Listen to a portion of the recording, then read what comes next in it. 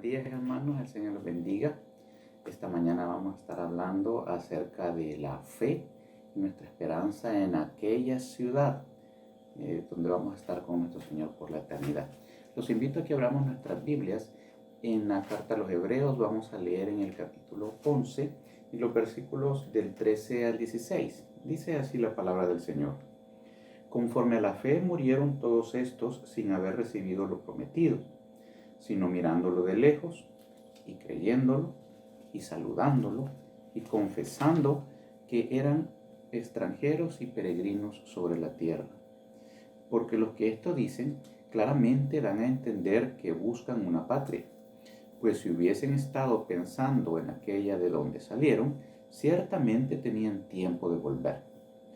Pero anhelaban una mejor, esto es, celestial, por lo cual Dios no se avergüenza de llamarse Dios de ellos, porque les ha preparado una ciudad. Esta carta a los hebreos fue escrita a creyentes judíos que estaban siendo sometidos a diversos tipos de persecución y por lo cual estaban decayendo en su fe. Algunos de ellos estaban abandonando la iglesia, abandonando la congregación, y otros definitivamente abandonando su fe en el Señor y volviendo al judaísmo.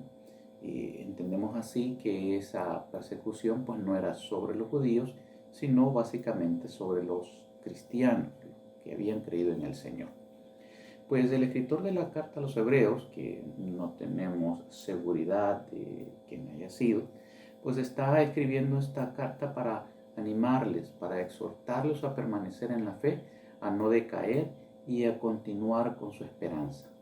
Dentro de su exposición en la que habla acerca de la superioridad de nuestro Señor Jesucristo sobre los ángeles, sobre Moisés, sobre los sumos sacerdotes y el nuevo pacto, ¿verdad? La grandeza del nuevo pacto, pues él también llega a este momento en que habla acerca de los grandes héroes de la fe. Así conocemos este capítulo 11. Pero quería centrarme en esta ocasión no en la fe en general, sino en esa fe particular de la cual el escritor está hablando a estos creyentes judíos, que radica en esperanza de aquella gran ciudad, ¿verdad? De la Nueva Jerusalén, de nuestra habitación celestial.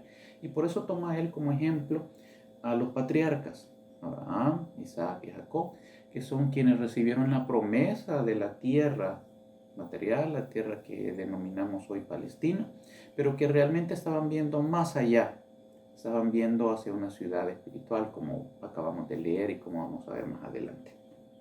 Bien, comencemos. El versículo 13 dice, conforme a la fe murieron todos estos sin haber recibido lo prometido.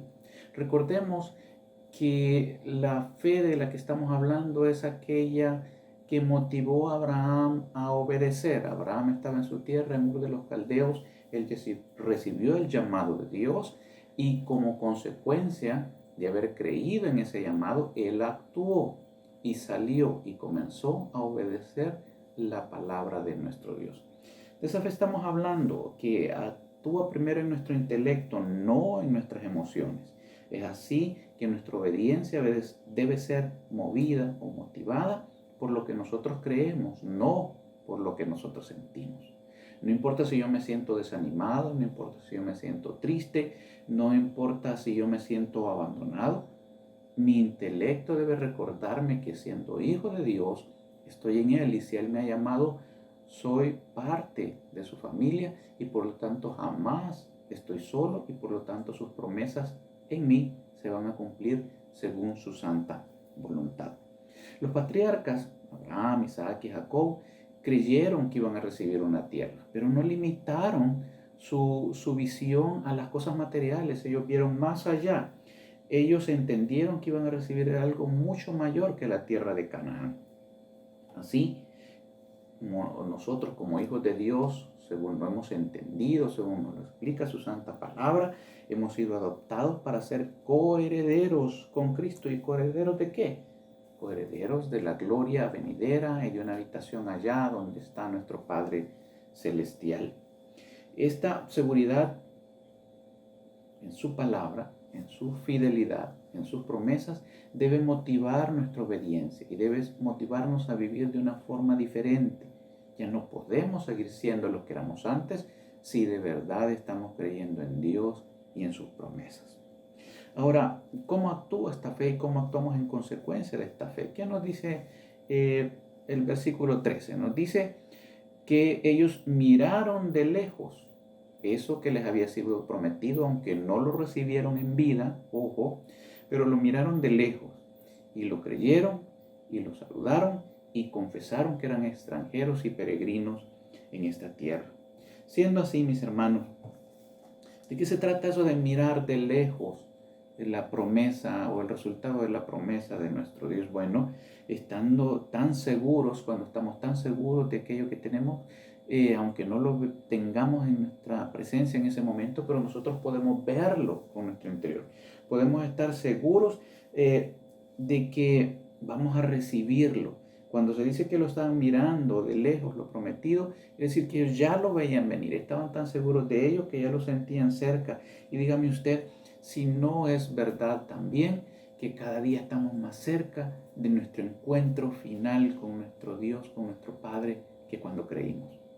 Así es que veamos ese cumplimiento de la promesa como que ya se está acercando para nosotros, porque efectivamente es así, veámoslo con nuestros ojos espirituales.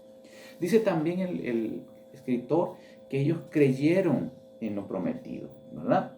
Si de verdad nosotros estamos creyendo en algo, si nosotros confiamos y estamos seguros de algo, comenzamos a actuar como que si ya lo tenemos, ¿verdad? Esa seguridad en la Jerusalén celestial, esa seguridad en la vida eterna, debe cambiar nuestra forma de vivir y debemos comenzar a experimentar el gozo y la paz, la alegría que nos da el estar plenamente convencidos de que vamos a recibir la promesa del Padre para con nosotros.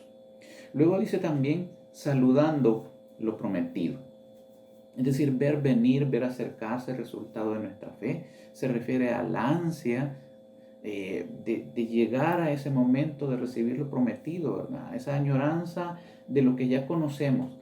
Pero ¿cómo podemos conocer acerca del cielo? ¿Cómo podemos conocer acerca de la vida eterna? ¿Cómo podemos conocer acerca de la esperanza bienaventurada? Estudiando las Sagradas Escrituras, porque en ellas encontramos nosotros las promesas de la vida eterna. En ellas encontramos nosotros la seguridad de lo que es la voluntad de Dios para cada uno de nosotros. Luego dice también el escritor confesando, ¿verdad? ¿Confesando qué? Que eran extranjeros y peregrinos en la tierra. Si usted recuerda, Abraham se lo dijo a los cananeos, ¿verdad? Cuando les estaba pidiendo la cueva de Macpela como sepultura, les dijo que era un extranjero, que era un peregrino entre ellos. Jacob también se lo dijo al faraón cuando llegó a presentarse delante de él, cuando lo llamó José. Le dijo que era peregrino, le habló de una peregrinación. Ellos estaban seguros que la vida en la tierra no era permanente. Y ellos estaban seguros incluso de que la promesa de Dios de darles la tierra que ahora llamamos Palestina no era algo simplemente material, sino que había algo más espiritual, algo más grande detrás de todo eso. Cuando nosotros realizamos en nuestro interior que la vida en la tierra es temporal, que la vida en la tierra es pasajera, comenzamos a ver las cosas de forma distinta. Ya no tenemos ese mismo apego hacia nuestras cosas materiales, hacia nuestras posesiones, hacia lo que podemos llegar a tener incluso, sino que comenzamos a cambiar nuestras prioridades. Y por eso es que la Biblia nos enseña, el Señor nos habla por su Espíritu Santo, de que debemos de poner nuestra mirada en las cosas de arriba, en las cosas celestiales. Por eso Jesús nos dijo que hiciéramos tesoros en el cielo, donde las cosas son eternas, donde no hay corrupción, donde lo que obtenemos no se daña. Si usted lo piensa bien, cualquier bendición que usted tenga o que usted reciba aquí en la tierra es una bendición material porque la recibe aquí, ¿verdad? Un trabajo, una casa, un vehículo, incluso la sanidad son cosas pasajeras. Sin embargo, la promesa verdadera de Dios es eterna, nos habla del cielo y se refiere a algo mucho más grande que cualquier cosa que pudiéramos tener aquí en la tierra.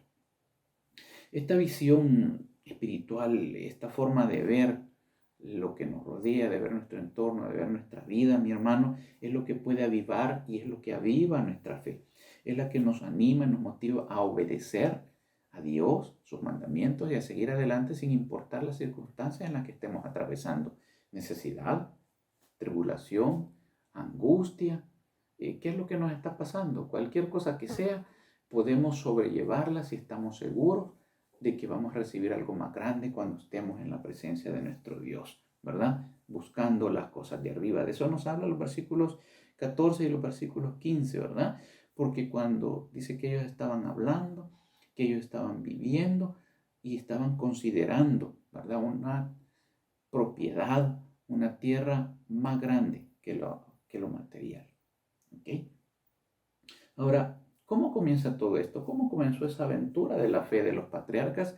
Cuando Abraham fue llamado por Dios, cuando él escuchó el llamado y obedeció y salió. ¿Y cómo lo conoció? Por medio de la palabra de Dios que le fue hablada. Así nuestra fe se fortalece e impulsada por la palabra de Dios. Debemos escudriñar las escrituras para ir adquiriendo fortaleza, adquiriendo ese conocimiento, esa certeza, esa seguridad de las promesas de nuestro Dios y cuáles son para cada uno de nosotros. Y dice el versículo 16, pero anhelaban una mejor, esto es, celestial, por lo cual Dios no se avergüenza de llamarse Dios de ellos, porque les ha preparado una ciudad.